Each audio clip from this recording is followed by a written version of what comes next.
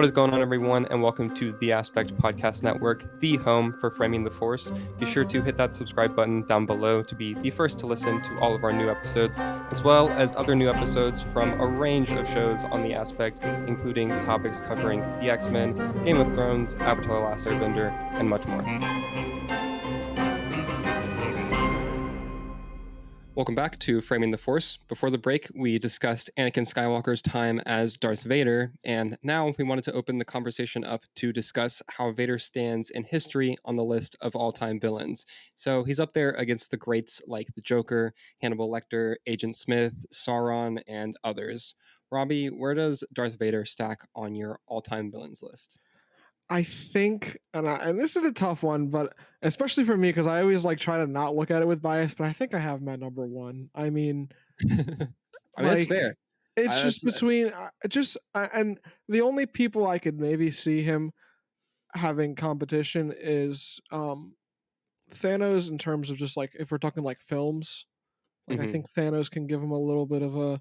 I don't really subscribe too heavily to that competition, but I think in terms of a film a film perspective, Heath Ledger's Joker specifically can give him a nice run for his money, and just the Joker in general. I think the Joker in general is the only other character who can come close in terms of just in general media.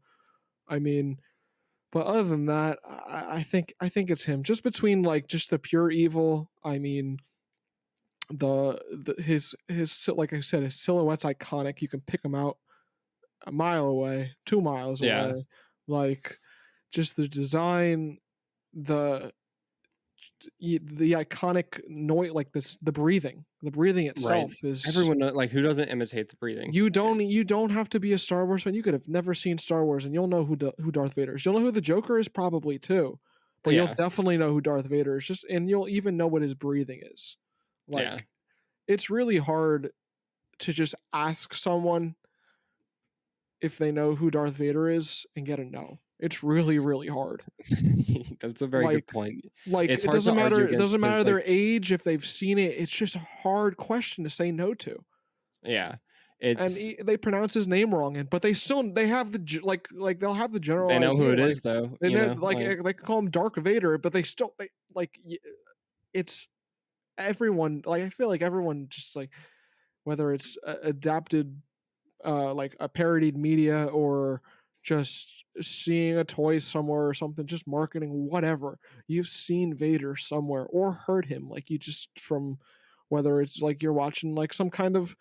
Maybe you're watching an award show and there's a compilation and he's probably thrown in there or something you hear his breathing or something. It's just he's thrown into so many things. He's referenced so often and parodied and whatnot.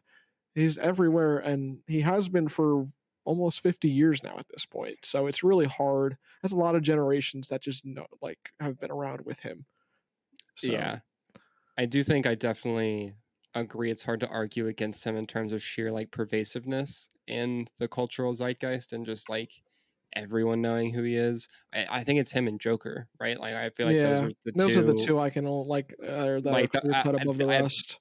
At that level of just pure iconography and people knowing who they are, it's definitely them two, which is honestly even makes Vader's level on that even more impressive when you consider the Joker is a comic book character that has infinitely more appearances and adaptations and time also on his side in comparison. He's also just older than Vader. He's just been around well before Vader. No, it's so it's a pretty wild thing that Vader's on that level. So I definitely have to agree there. As far as personal favorites, he's not my number one, I don't think. I also, though, I'm not sure who I have at number one. I think there's also then the distinction between film villain and just villain in general. Right. I think that if you do interesting line to walk.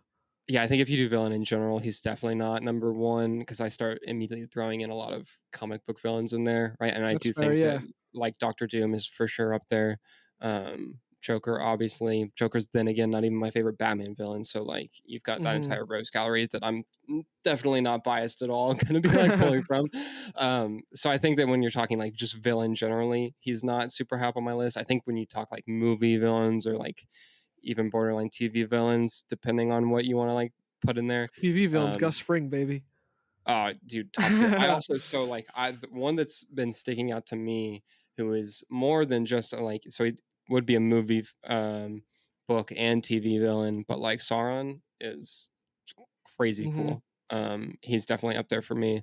Um, so, like, yeah, he's not my number 1 when it comes to, like, either villain overall or like in a live action thing, but it's just so hard to argue against and like not have him like I'm like, oh yeah, but he's definitely in the conversation. Like he's Yeah. definitely one of the people up there because there's just something about him. I mean, we spent the whole episode talking about all the reasons why. Like he's got so much going for him in Mhm. terms of just everything is the whole package when it comes to that and like just there's a reason that he's been so cemented in and is that level of everyone knows Darth Vader is a villain and Right. can recognize him and that kind of thing, and for good reason. So like he's for sure up there. I think it really like a lot of it too will definitely I think person to person come down to how much you generally like Star Wars as like how No, much yeah, more that's you why it's a like hard Star question Wars. to answer because Yeah, I'm a huge Star Wars fan, but like, why wouldn't I not want to see Vader at number one? But also, I feel like he has the argument to be up there, but it's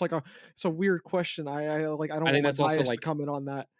if you're gonna ask it, you can ask the same question to a Harry Potter fan, and like, of course, they're gonna say Voldemort. Hmm. And as a like non, I like Harry Potter. I'm not a hardcore fan, but it's similarly. I'm like, oh yeah, I can see the argument for that. Like that definitely makes sense. And I also No, think the that argument that kills Voldemort for me is it's a high school. mm, it's so funny to Sorry. like to think about it, and I never really like thought about that. But yeah, I mean, dude is kind of just terrorizing high school. Um, no, but like I do think though that that person still like even if they have the obvious heavy like Voldemort Harry Potter bias, they'd still be like, oh yeah, but Right. Vader is definitely in the conversation. No, He yeah, for just sure. is at that level. It's really cool. There's just so many great villains. Honestly, whenever you start like breaking it down, I was watching a video the other day of these guys that were ranking this top 10 list of villains. I can't even remember who all was on there, but I was just looking at it. I was like, man, this is good. There's a lot of good stuff here Yeah, there's no going through. shortage of villains and bad guys, and that's great because that's all I want. That's what makes a story for me. Like, I mean, that's what I'm showing up for because I want to see what the problem is and why is it the problem and Yeah, how I it mean, gets it's solved. there's a reason that there's that huge the famous quote that the hero is only as good as his antagonist, right? And Hmm. so it's that type of thing. They're a big driving force in the story a lot of the time, and so having that position be filled by someone who is like able to be in an all-time great thing is always going to benefit whatever it is. Yeah, Star Wars exactly. luckily got 6 movies and like hundreds Yeah. of comic issues out of that. Yeah, yeah, their driving force was six like world-changing movies, so I think they did pretty good in the villain aspect. Hey, thank you for tuning in. If you enjoyed this show, then be sure to subscribe here to The Aspect so you never miss an episode. And check out some of our other shows and videos here on the Aspect Network. Thanks so much for listening, and we'll see you in a galaxy far, far away.